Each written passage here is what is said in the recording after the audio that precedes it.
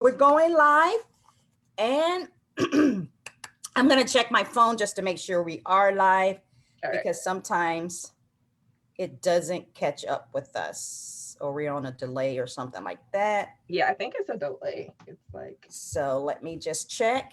Hi, guys. Hopefully, you are here. And let me just check and make sure that we are streaming live. And we are streaming live. Yes, yes, yes. So, hey, in just a second, we will be sharing the tea on financial accounting for nonprofits. But if we've never met before, I am Sabrina. I am the founder of Supporting World Hope, a nonprofit consulting company I started after 25 years in the industry.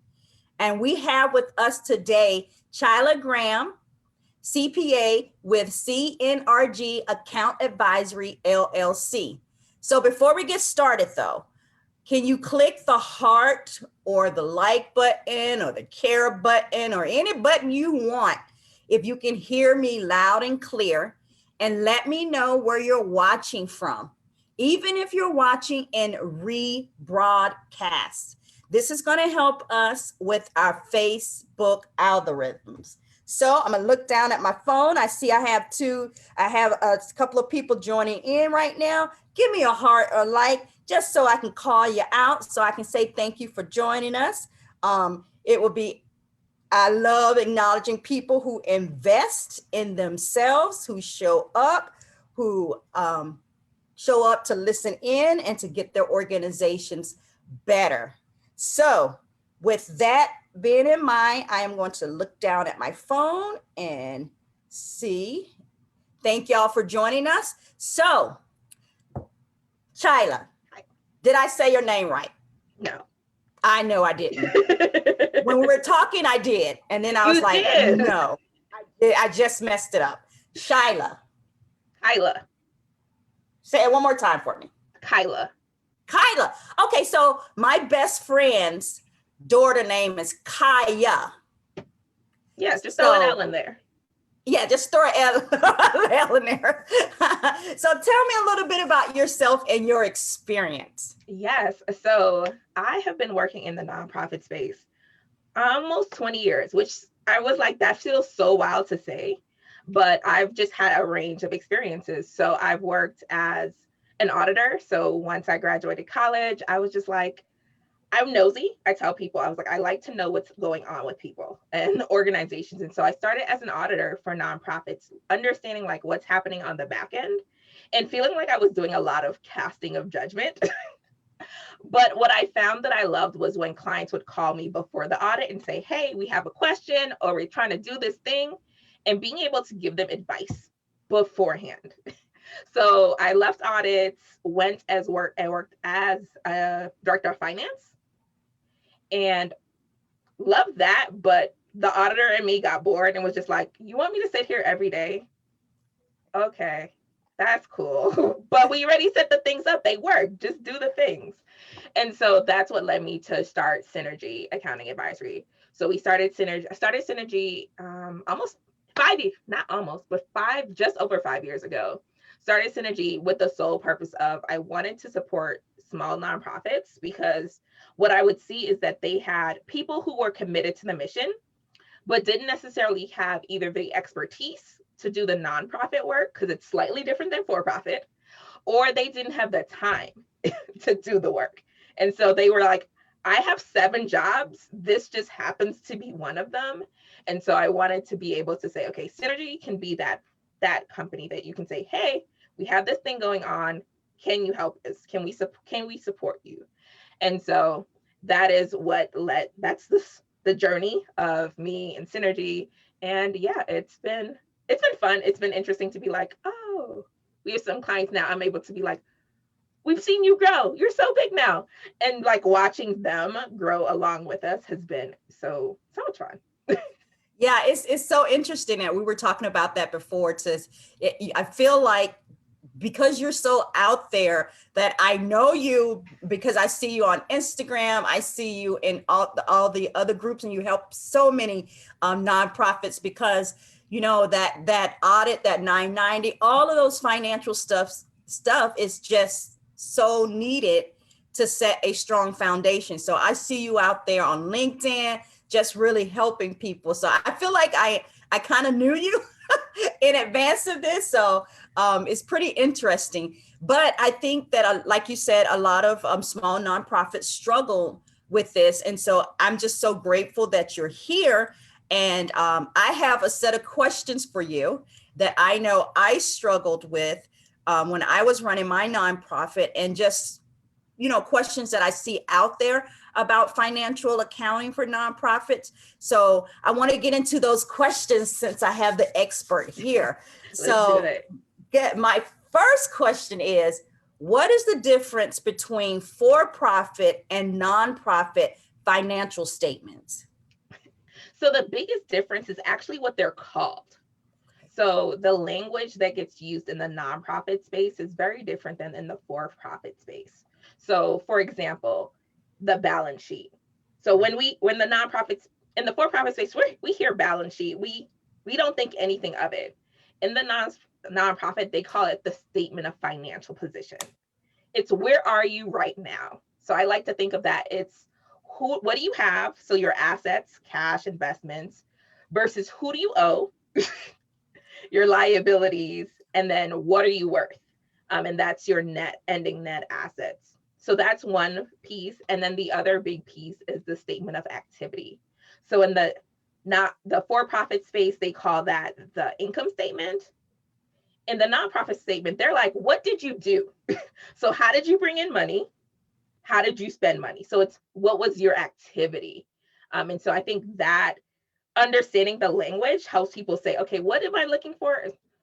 Where are we right now? So what do we have? Who do we owe? And what are we doing? How do we make money? How did we spend money? So yeah, those are the two big statements that I think are very different in the language used around them. But yeah. Okay, but they kind of, well, I don't want to put words in your mouth. It's just that you answer the question. I am not going to confuse the issue with Sabrina issues. So let's just... No, they aren't, but they're the same. So the income statement and the statement of activity are the same item. It's just what they're called. And I like the nonprofit language because it makes more sense. It's what are we doing? So it's our activity. Versus, so that I think is always interesting, but very hard sometimes to wrap your mind around it. If you're like, where's the income statement? They're like, the statement of activity. You're like, what? You're like, it's the same. That's what I was going to say. So that's what I heard. I was like, it's the same, but I was like, well, what if I'm wrong?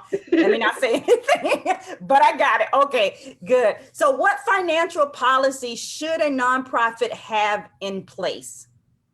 So the policies in place, the basics that I like to say everyone should start off with are, think about who is doing what. So that becomes the foundation for everything. So thinking of how are we receiving money? So write that down. Like, we receive money through grants. We receive money through donations. And now what does that process look like? What will we accept? So some organizations thinking about, okay, will we accept if people decide to donate a house to us or a car?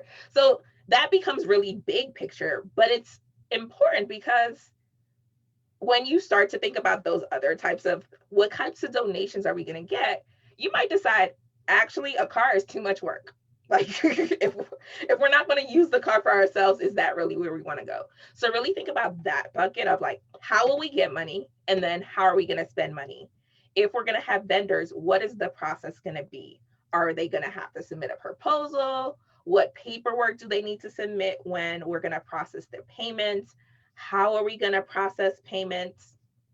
And when you get that documented, you can now see where the gaps in your organization are, or what positions need to be filled. So by writing it all out, you can say, oh, wow, that's a lot of things that our founder is expected to do. Who is the next volunteer we need to find? Or who is the first or second paid employee that we need to bring on board? So those are the two places that I say start there, because once you build that out, you can see, okay, wow, there are a lot of things that we do that we just take for granted. So let me ask you a kind of another question that kind of led to there. You said kind of what I gathered was an acceptance policy, right? Mhm. And then, but then my mind immediately went to, does that include procurement policies? Like does that include procurement policies? Yeah, so that's that vend. How are the vendors getting paid? So you want to think about what is your policy going to be around how we select our vendors. This is super important if you're getting any government funding. Mhm. Because typically the government is like, put this out to bid. You need to have at least 3 options. And I think that's good practice for all organizations, is to say, we don't want to necessarily just pick the first person or the first thing that comes to mind. We want to say, okay, yes, this person was top of mind, but we also had 2 other options we sought out to see, is this the best available for us? Because you want to be prudent with the money that's coming in. So yeah, it it opens up a whole can of worms of like, what comes next? Yeah, that's what I'm like. Yeah, it does. It's like, okay, acceptance use policy, procurement policy, how you going to receive the money. So yeah, it's a lot of processes that need to happen in order, I guess, to be transparent. Is Yeah, that okay? I would definitely say it's the goal is so that it's transparent. The other thing is you want to think about, we don't want to recreate every time we have this happen. So you want to create a period of consistency. This is again thinking about, how is the organization going to grow? If you want to grow beyond a 1 person or 2 people, you have to write it somewhere Yeah. so that you can say, hi, Sabrina, I'm so glad you joined the team. Please read these policies. This will tell you what we're expecting. The how-tos we might leave up to you, but this is the guideline of where we're going with this. That makes perfect sense. So, how should a nonprofit handle an in-kind donation? Because I know lots of times they get in-kind, and that's a question that comes up quite often. Yes, in-kind is so popular. The first thing I like to say is, what is the in-kind? So we have 3 major buckets. We have goods and goods. So that is a physical thing. Someone gave you a laptop. Someone gave you, like I said, a car. Someone gave you books. So are those things something that you're going to use? Personally, like the laptops, that's very common. We have people who like, oh, you need laptops? We'll donate. We'll donate a laptop to you. Easy. You can look that up online. You could be like, oh, how much would it cost us to pay for this?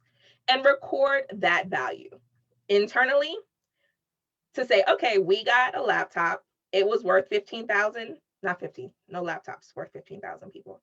1,500, like a $1,500 laptop. You would say, okay, we had some revenue and we have a new asset, the laptop.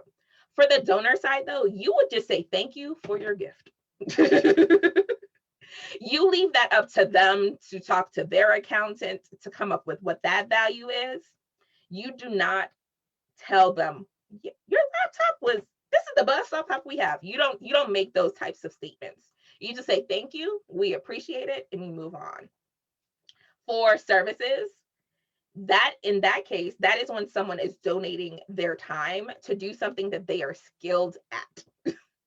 So I like to say, you have a nurse. So depending on when you're watching this replay, we're in the time of COVID. So maybe you have a nurse who is volunteering at your clinic and they happen to be volunteering and they're going to give shots or medication. They are a nurse volunteering in their professional capacity. So that is something that you would say, wow, how much would you make? That is how much, what a nurse would make is what you would say the value of their time is. If, however, the nurse is volunteering, but they are passing out sandwiches, nothing wrong with passing out sandwiches. However, that is not what they are paid to do. And so there is no value monetarily for you to record. You would just say, thank you, but you're not working in your area of expertise. So you're thinking about, for services, is this something that they do professionally? Is this something that they are licensed to do or need to maintain some type of certification to say, like, this is the person who needs to do this? So if it's something that anyone could do, like if Kyla was passing out sandwiches, you can talk about, hey, we have this many volunteer hours, but it doesn't actually produce like a physical or a monetary value. Okay, so you got goods, you got services. Is there another one? Yeah, the last one I would say is space. So the use of spaces. So this could include if you have maybe you have a theater that says, hey, you can use our stage for this production.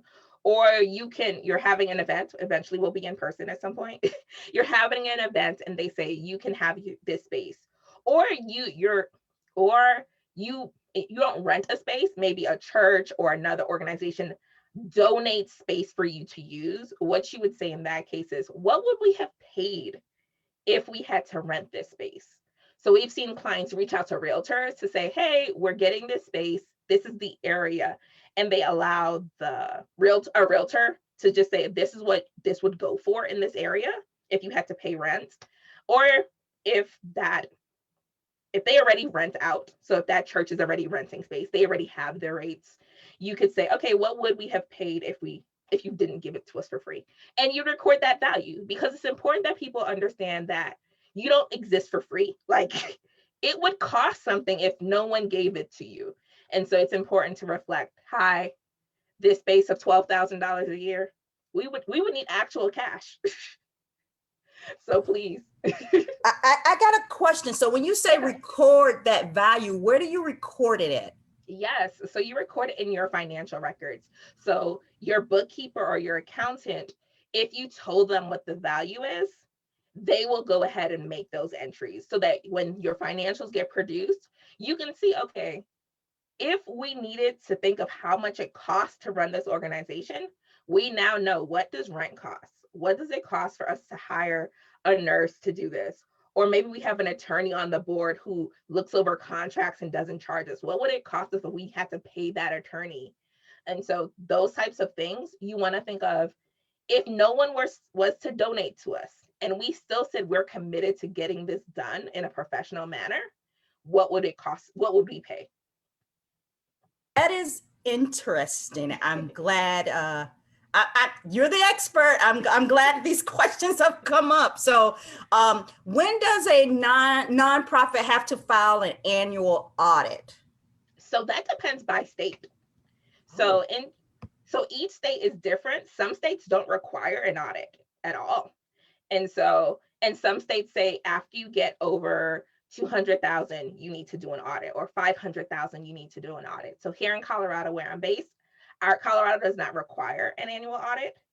However, if you have federal funding, if you get more than $750,000 from the federal government would say you need an audit, and they have a specific like government audit that needs to be done. So that's what you need to check. People say like, we need an audit, and I like to say, why? Like, who are you doing this for? Because is it just because you heard you should do it? Is it because a funder is asking for it? Or is it you think you're needing to meet state requirements? That's interesting. I never knew that it was by state. I just always assumed, again, that you needed an audit because of, I don't know why I made that assumption, but I guess I'm like many other nonprofits. I made that assumption because oftentimes funders ask for an audit and they don't distinguish by state.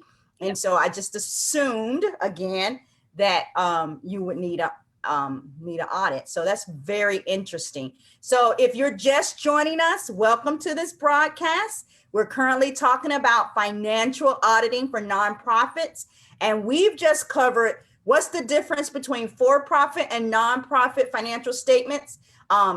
We've covered what policies you should have in place for financials.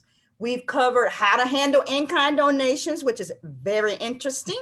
And we also covered annual audit. So again, if you're watching, click a heart or a like button. If you can hear me loud and clear, even if you're watching in rebroadcast, it's going to help with our algorithms. And I'd just like to give some quick shout outs. Kathy Miller Wilson, thank you for joining us. Erica Garza, Ravine, Anita, all the people that are on learning about this financial accounting for nonprofits. You're learning from an expert here. So come up with your questions as we get towards this, because I'm totally asking my questions and learning as we go along. So here's another question for you. When does a nonprofit have to file a 990? Are there different types? Are there quarterly reports? What's that like? Yes, this is a great question, especially now, because if you have a December year end, your 990 is due around the corner. So there are 3 different standard types. So if you are a 501c3 organization, I will say these are the 3 ones that you might be doing.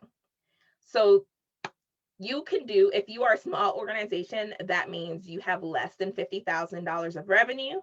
We're going to use revenue as our benchmark. You can file a 990N. That is a postcard. I like to tell people you can file the postcard on your own. I've seen like online services that are like, we will charge $100. And I was like, you want to charge me $100 for a postcard? That's so really think about because the postcard is simple. They're going to ask you, what is your organization? Do you still exist? Did you bring in 50,000, less than 50,000? Yes. Great. Go with God and keep it moving. So that's the smaller organization. The next level up is going to be the 990EZ. So this is for organizations who have less than 200,000. So even if you have less than 50,000, you can decide to do the EZ, which I recommend if you're looking to do grants, because if a grant, lots of funders are going to ask about an audit or a 990. And so if you only do the postcard, you don't have anything to give them. And so if you're saying, hey, we want to do grants, we know that we're looking to get those larger dollars, start getting into the habit of okay, when do we want to start to do the EZ? So get yourself ready. Even if you just say, oh, I just want to know what they need for that. Even if you're not going to file it this year, you're like, next year, maybe we'll file it. Get yourself used to okay, this will take some time. This will take some effort, because the EZ is not 5 questions. It is, I want to say it actually turns into 23 pages. And they're asking you more specifics. They're not just going to ask you, how much did you make? They're asking you, how did you make this money? So did you have fundraising events? Was this membership dues? Was this donations? Did you give money out to individuals or other organizations? What was your payroll cost? So that's where in the EZ is where they start to ask you more about the organization and the work that you do. They're going to ask you about your board members. How much time was your board spending working with the organization? They're going to ask you, how much are your top leaders being paid? So this is important information because, one, this is public. So you want to make sure you're as accurate as possible. And also, this is one way they standardize what nonprofits look like. And so it's a standard form.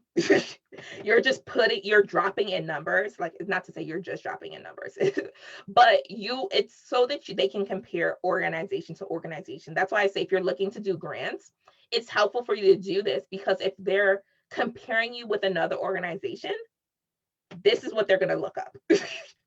Even if they don't ask you, they are going to look it up because, hey, it's the easiest way for them to tell people apart. One of the things that I like to tell people to do and not to shy away from is, what are your accomplishments? Remember, the form is standard. And so the only place you get to talk about how amazing your organization is when you talk about your mission and what each of your program accomplishments. So that's something to do. And Perfect. Then the last version of the form is the 990. So it's the one with no letters. It's a full form. It's longer than the 23 pages. It does a comparative between the 2 years, and it does a breakdown of program versus fundraising and management costs.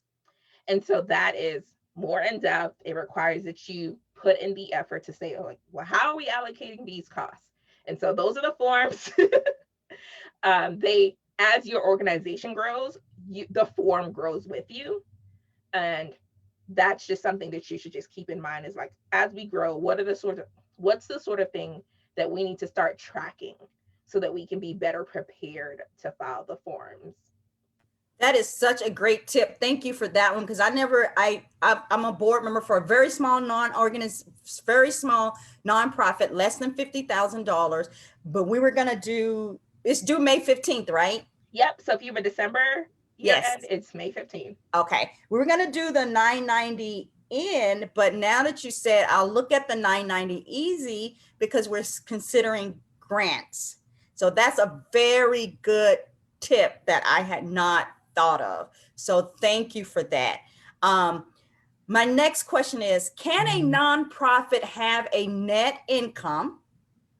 And if yes, what can they do with it? You know, cash reserve, endowment. Yes. What can be done with it if they can have it? Yes. So yes. So nonprofits can have income. Why? Well, I like to think of it in your house. You want to end the month with money because you have to start the next month paying bills. So you can't just say we suddenly have no money every year. So that is my blanket of, can you have net income? Yes. Why? Because you want to exist next year. You want to exist in 2 years. And so what can you do with those reserves, that net income? There are two options. So you can say, we're going to build reserves. So when I say reserves, I think of, you also thought about, what are we doing with this? So we're not building the money, we're not saving the money just to hoard it. There's a plan. So maybe you have a program that you don't know how you're going to fund. And so you're building your reserves so that when you're ready to launch that program, you have money set aside for it. Maybe you're building the reserves because at some point you want to add staff. And so again, we're not saving money just to save money. There's a plan to it. We know, okay, we want to hire a full-time person at some point. We don't know how yet we're going to fund it, but we know it's important for our growth. And so we're saving money right now that we know we're going to spend later. So those are ideas of like the reserve and how you can use it. The other idea is, like I said, sometimes you just can't, like, genuinely speaking, like the idea of building reserves is hard. And so I like to say, maybe you're just putting 10% every month or every year, you're putting 10% of what you've made into the reserves. And so that's going to take a while to build. And what you're doing with that 90% is paying off the actual bills that it takes to run on a day-to-day basis. Rent comes due every month if they're not donating that space. So next month you're using it to pay rent. So never think of it like, oh no, we have cash. People are going to be mad. People are going to be mad that you've thought about, we need to exist beyond today. If they are, they might not be the right funder or might not be the right supporters for you, because you want people who are there to say, wow, we're so glad that you're thinking about the future and thinking about how you're going to serve your community in a year, in a month, in 2 years. And so that is my stance. Those are my Got it. So when you talk about cash reserves, what is the recommended amount for a cash reserve for an organization to be considered healthy? So that typically ranges 3 to 6 months. So 6 months is pretty good. Some organizations actually aim for a year. And of course, like I said, because it can be hard to build up depending on how you're doing it. If you're doing 10%, I've seen organizations who do 5%. It takes a while to get there. But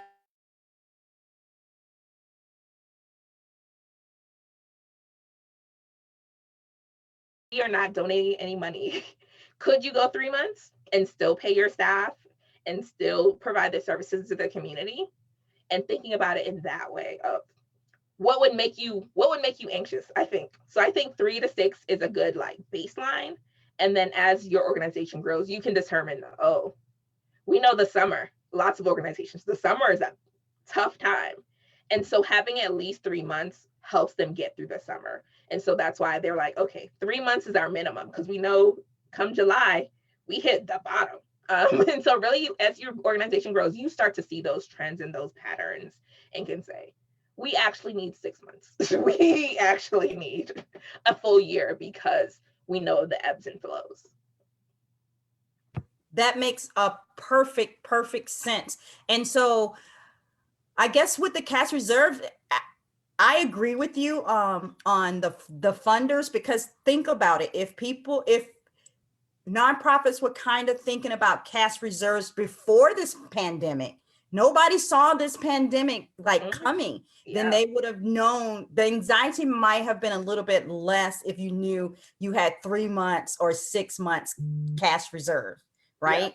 So I encourage people, because we don't know what's going to happen in the future. We have no idea. Based on 2020 and 2021, we have no idea what's going to happen. So if you can, you said 5% or 10%, maybe set aside and build it up over the years, Yeah. to have a cash reserve. It's a good thing to do. So what are the top 3 nonprofit accounting best practices that you would say? So I would say top three. One, figure out how you are going to track your activity. So small organizations, I've seen them do spreadsheets. Spreadsheets can be great. Whatever you pick, be consistent. So it's a matter, what happens is people get overwhelmed and they're like, I haven't done it all year. So maybe make time on your schedule to say, this is what I'm going to do. If you say, I'm not into the numbers, you can be. So I say 15 minutes a day. Do not, if you know that that is not your jam, say, okay, for 15 minutes, I'm going to code what I have. I'm going to scan the receipts, and then I'm done for the day. And then maybe once a week, you say, I'm going to commit an hour to all the things I didn't do. I'm going to do it for this hour a week. And then maybe once a month, you say, I'm going to commit another 2 hours to just make sure all of this is off my plate. But breaking it into smaller pieces and using something consistently is going to be key so that you can stay up on it. You don't feel overwhelmed. You're not like, oh no, 990s are doing, we don't know what happened. So that is that is the tip of like breaking into smaller pieces and then being consistent with whatever your method is going to be. So maybe that's two. And then the other best practice I would say is talk it out loud. So find that community or that resource to say, we are not sure if our numbers look good. So maybe you need to make sure we have a board treasurer, or there's someone on the board. Maybe they don't want to take the title of treasurer, but you're like, I need to brainstorm with you and say this out loud. Where should we be concerned? Because you don't operate in a silo. Um, you have to really talk that through. So consider if there are other executive directors or founders that you need to join a group to say, hi, are you seeing these things? Is it just me? Or maybe you need to hire a consultant to say, hi, should we be concerned yet? How do we plan for the future? So really thinking about that in advance. If you have a board member who can be a volunteer, if you can find a group where you can find partners, or if you can find a consultant who fits that need. And then the last thing would be to be like, be transparent. This is the first go around for a lot of founders. Unless you are a serial founder, this might be the first time that you're doing this. And so when you're talking to funders and you're saying, hi, this is the thing that we're doing, talk to them about capacity building. Talk to them about where you want to see the organization grow and speak to those things, because you want them to say, I'm in it for the long haul. Build those relationships, because again, as your organization grows, you might now be able to say, hi, I know a year ago we were not in the right place. But we were honest with you. We told you that up front.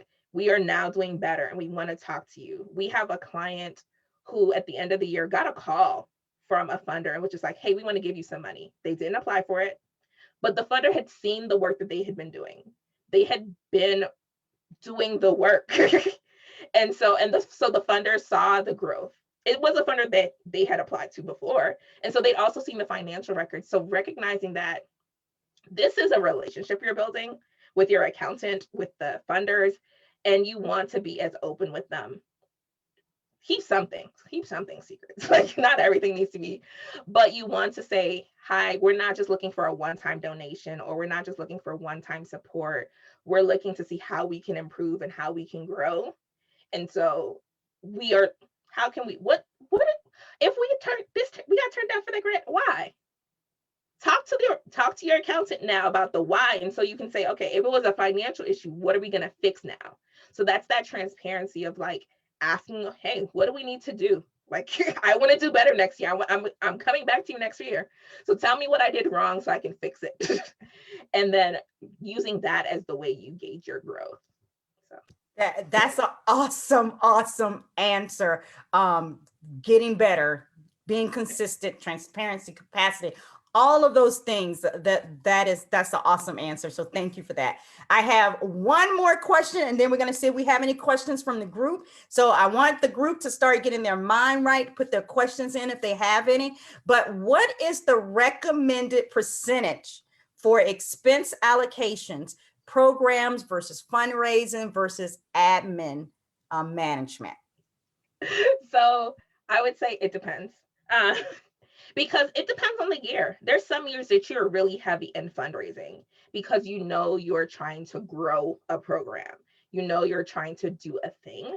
And so that is part of like why it's like always like, I don't know. The other thing to be mindful of, are you allocating your costs correctly?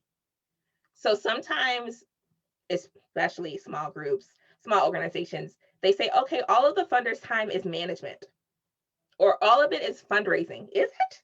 Because you have a program that's running every day. Like, so is it really that your allocations need to be looked at to say, actually, 50% of their time is spent on programs, 25% is fundraising, and 25% is management. So really thinking about that, because I would say for most organizations, your costs are at least 50% are going to be programs, but that's if you have salaries.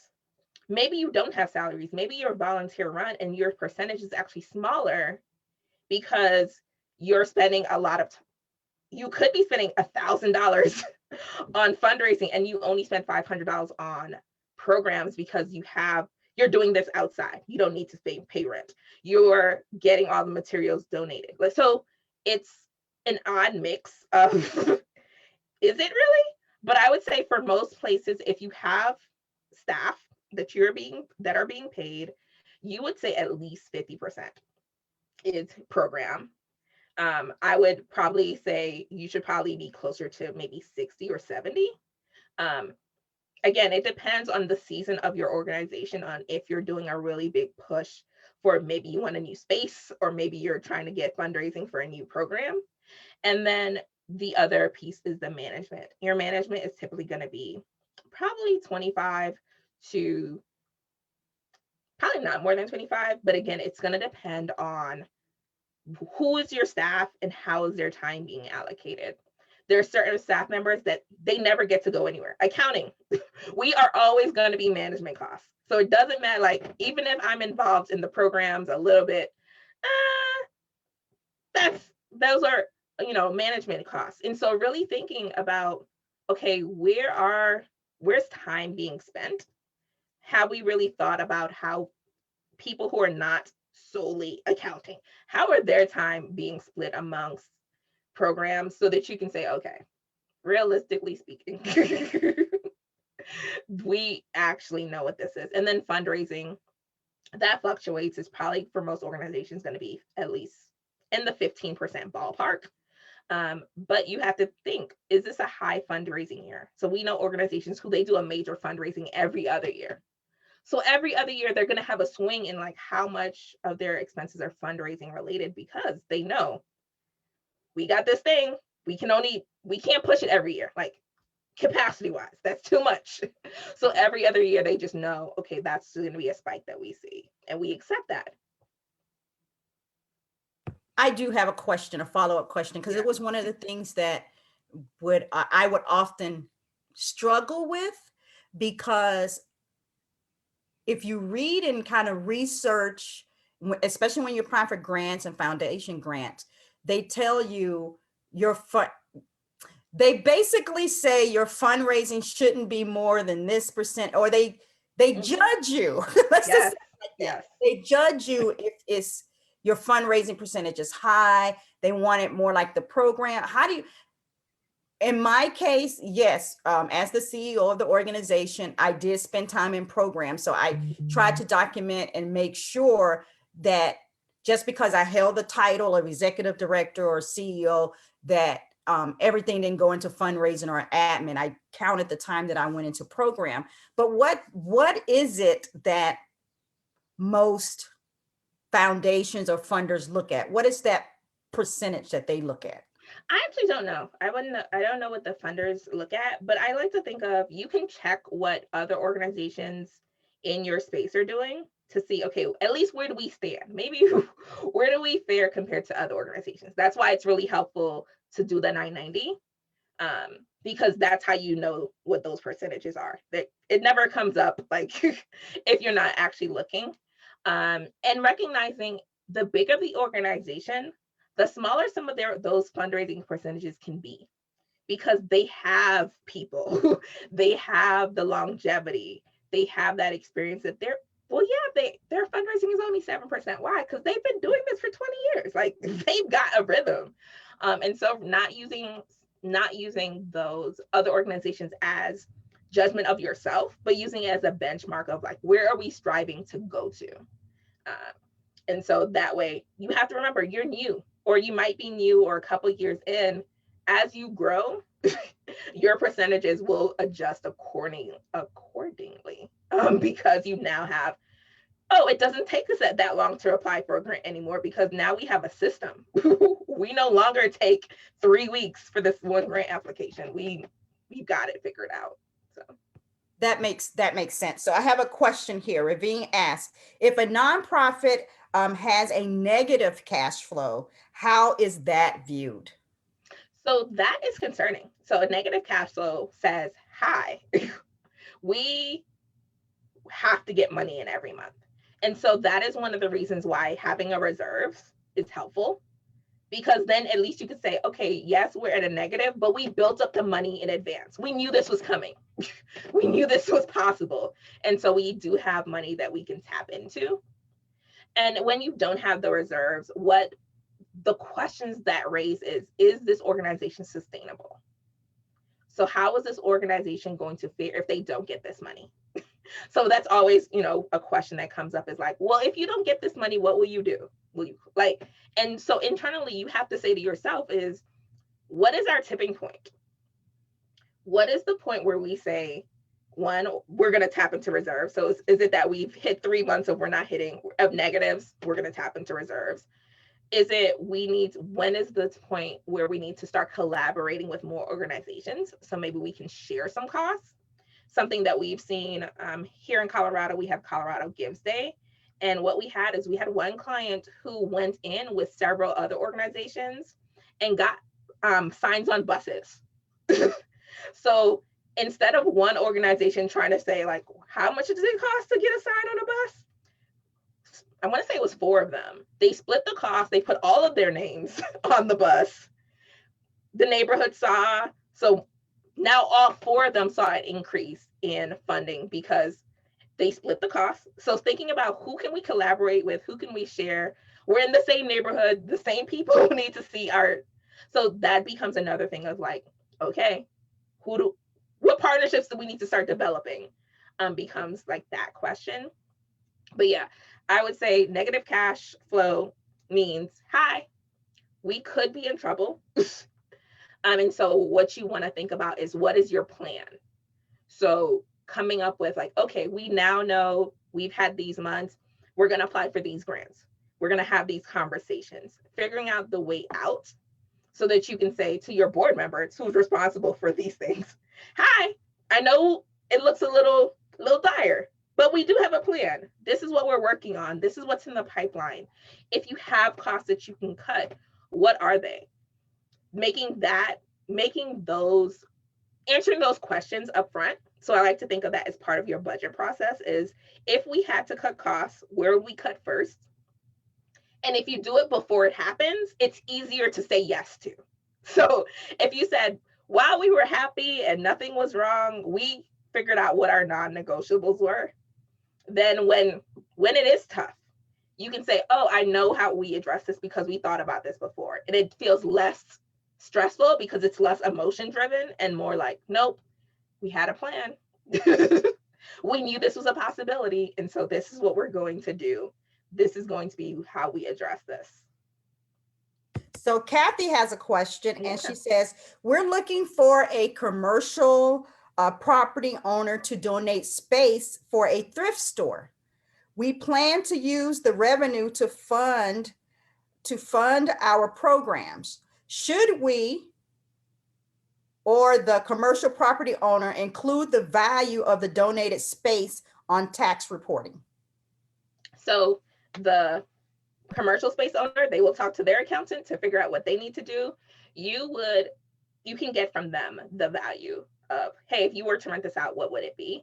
And you can put that on your own return as a this is the value. This is the in your own financial statement. So this is the value of the space. So again, it's an in-kind. Yeah. They take care of theirs. You just get the value and put it that they give you right on your tax return. Yep. And that's it. You have nothing to do with assigning the value to the donor. That's right. Yeah, perfect. Because I think a lot of times we want to assign the value, and you're saying as an accountant, don't do it. Let their accountant handle that piece of it. Don't go down the weeds. Don't go down that rabbit hole. So perfect. I'm gonna check and see if there's any other questions out there, because this is a very interesting conversation. And so I don't see any other questions. I'm gonna give people time to kind of, if they think of anything. But what I would like to say, if you have a question on fundraising, of course, this is something that I can help with. You can visit my website at www.supportingworldhope.com. And then if you are interested in any of the services that are being provided by our accounting expert, how would they get in contact with you? Yes, go to my website. So it's synergyaccountingadvisory.com. You can look at the work that we do. We have workshops, we do strategy sessions, and we have an online course. And that's where I tell a lot of small organizations is sometimes you just need to understand. Sometimes that is the piece. It feels very easy to say we're going to hire a bookkeeper or we're going to hire an accountant. But if you don't know what they're going to do or what to expect from them, it can make for a tenuous, a very hard relationship, because you're like, why do I need to give them this thing? And they're just like, please just give me the thing that I asked for so I can move along. And so we look to provide education so that people feel like, okay, I know what I'm doing. I know how to ask questions about the provider that I'll be working with. And so check out Synergy Impact Basics and you can learn more about learning more. Because I think that's important as leaders of the organizations. I want you to feel like I can ask a question. I never have to just take the reports at face value. I feel comfortable asking questions and pushing back, because you know your organization better than your bookkeeper, because your bookkeeper is typically only looking at the receipts and only looking at what comes in. You know your intention and you know why you did a thing. And so being able to say, hi, I know we coded this as meals, but it was actually program related, because we know one organization who they send out DoorDash meals for their participants, because when they were doing in person, they would provide a meal and they still wanted them to be able to show up. And they feel like if they still have to figure out dinner, they're not going to show up. So we're going to send them dinner. And so really thinking through, like, what is it that we're doing and what's the intent, so that you can feel like I'm going to ask a question. I'm going to say that's coded wrong because I know what I meant. And maybe it is wrong. Maybe you weren't correct, but you want to be able to say, I will speak up for myself because I know what we do and what the work is. That makes perfect sense. So we're going to make sure, I know Margaret just dropped what she believes to be your link in the chat. We're going to make sure that we verify and get the right link and your email address, if that's okay. We talked about it was okay, so people can ask questions. And again, if you have any questions, perfect, I'll copy it. And perfect. And if you have any questions, you can drop them in the comments and they will be answered. We're very I am just so appreciative of you bringing your expertise to this forum, because it is something that for a number of us can be a little overwhelming. And you kind of, I love your no nonsense practical approach to this. You make it very consumable for us that don't know numbers and that just don't do this part of it very well. So thank you so much for being here. And guys, if y'all want to hear about any other topics through this Sipping Tea with Sabrina, just kind of let me know that as well. And don't forget to hit the live button so you know the next time that we go live. And you can see other videos and other experts like this. And so what I will do now is I will leave you with this. Your mission matters and deserves to be highlighted in your community. Your mission matters and can be an inspiration to those who need it the most. Your mission matters and deserves to be funded to its fullest capacity. And that's Sipping Tea with Sabrina. See you next time. Bye.